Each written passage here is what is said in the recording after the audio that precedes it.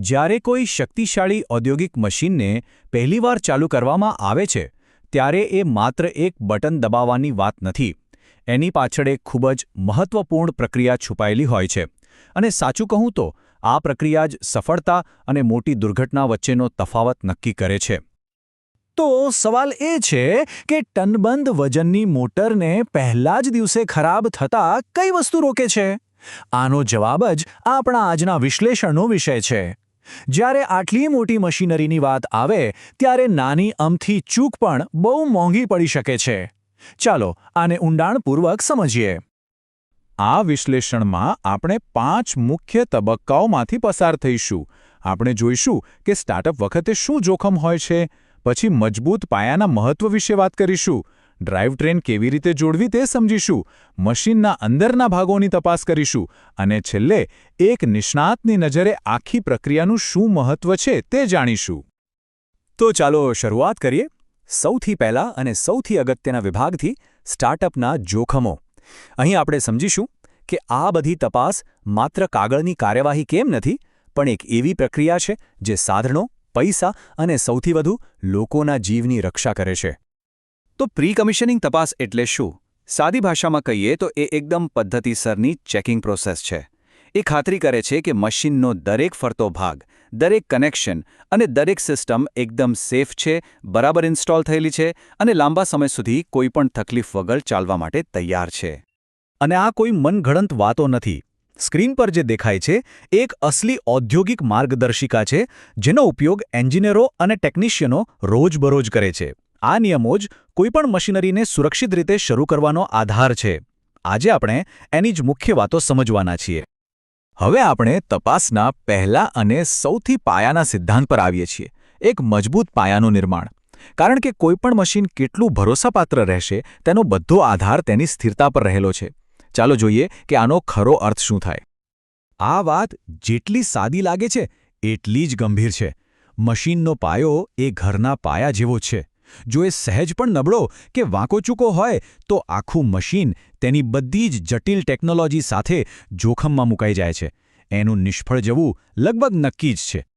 એક મજબૂત પાયા માટે 4 મુખ્ય બાબતો ખાસ જોવાની હોય છે.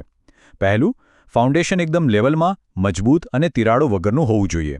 બીજું, મશીનને પકડી રાખતા બોલ્ટ બરાબર ટાઈટ કરેલા હોવા જોઈએ. ત્રીજું, સોફ્ટ ફૂટ ન હોવું જોઈએ, એટલે કે મશીનનો કોઈ એક પાયો હવામાં ન રહેવો જોઈએ, જેનાથી આખા સ્ટ્રક્ચરમાં તણાવ આવે. અને છેલ્લે, લેવલિંગ માટે વપરાતી શિમ્સ, એટલે કે પાતળી મેટલ પ્લેટો, યોગ્ય રીતે ગોઠવાયેલી હોવી જોઈએ.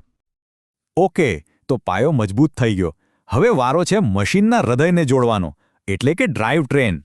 આ એ જગ્યા છે જ્યાંથી પાવર આખા મશીનમાં જાય છે. અહીંયા 1 મિલીમીટરની ભૂલ પણ મોટી સમસ્યા ઊભી કરી શકે છે. અહીંયા તફાવત એકદમ સાફ દેખાય છે, ખરું ને?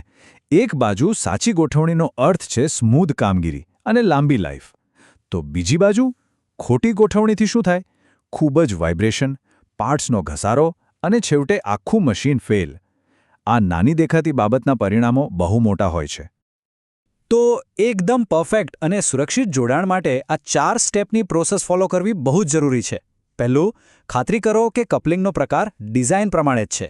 બીજું, બધા બોલ્ટ્સને નક્કી કરેલા ટોર્ક પર જ ટાઈટ કરો. ત્રીજું, જો કોઈ લવચીક પાર્ટ્સ હોય તો એ સારી હાલતમાં છે કે નહીં એ તપાસો. અને ચોથું, જે સૌથી અગત્યનું છે, સેફટી ગાર્ડ્સ બરાબર લાગેલા છે કે નહીં એ પાક્કું કરો, જેથી ફરતા ભાગોથી કોઈને ઈજા ના થાય. ચાલો હવે મશીનની થોડું અંદર જઈએ અને તેની લાઈફ સપોર્ટ સિસ્ટમ્સ તપાસીએ. આ એ સિસ્ટમ્સ છે જે મશીનને અંદરથી એકદમ સ્વસ્થ અને કાર્યરત રાખે છે. આના વગર મશીન લાંબો સમય ટકી જ ન શકે. આ સરખામણી આપણને આગળની તપાસનું મહત્વ સમજવામાં મદદ કરશે. જેમ આપણા શરીરને લોહીના પરિભ્રમણ અને યોગ્ય તાપમાનની જરૂર પડે છે, બસ એ જ રીતે મશીનને પણ લ્યુબ્રિકેશન અને ઠંડકની જરૂર પડે છે. આ નાની નાની તપાસો ભવિષ્યમાં આવનારી મોટી સમસ્યાઓ માટે એક પ્રારંભિક ચેતવણી જેવી છે.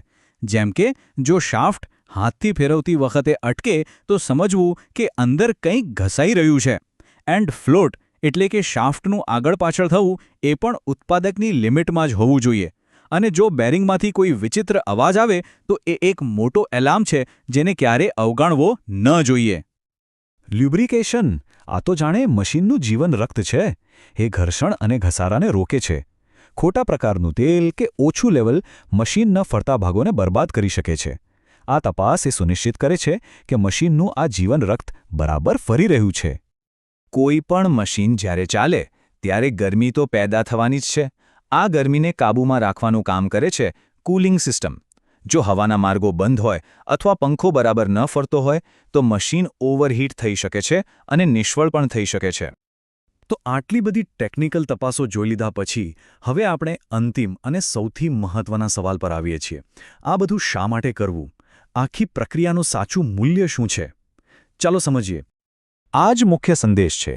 આ ચેકલિસ્ટ માત્ર એક ફોર્મેલિટી નથી, પણ લાંબા ગાળાની સફળતા માટેનો એક સાધન છે. એ ખાતરી આપે છે કે મશીન માત્ર આજે જ નહીં, પણ આવનારા વર્ષો સુધી સુરક્ષિત અને સારી રીતે ચાલશે. અંતે આ ઝીણવટભરી પ્રક્રિયાના ફાયદા જુઓ. આ બધા એકબીજા સાથે જોડાયેલા છે. સૌથી પહેલા આવે છે સલામતી. સલામતીથી વિશ્વસનીયતા વધે છે, જેનો અર્થ છે કે મશીન વારંવાર બંધ નહીં પડે. વિશ્વસનીયતાથી મશીનનું આયુષ્ય વધે છે. અને લાંબો સમય ચાલતું સારી રીતે જાળવેલું મશીન હંમેશા વધુ કાર્યક્ષમ રીતે ચાલે છે, જેનાથી ઊર્જા અને પૈસા બંનેની બચત થાય છે. આ સવાલ સાથે આપણે આજના વિશ્લેષણને સમાપ્ત કરીએ છીએ. વિમાન ઉડતા પહેલાંની તપાસ હોય કે સર્જરી પહેલાંની તૈયારીઓ, આવી પદ્ધતિસરની ચેકલિસ્ટ આપણી આસપાસની ટેકનોલોજી અને જીવનના ઘણા ક્ષેત્રોમાં પડદા પાછળ રહીને બધું બરાબર ચલાવી રહી છે. આના પર વિચારવા જેવું છે, ખરું ને?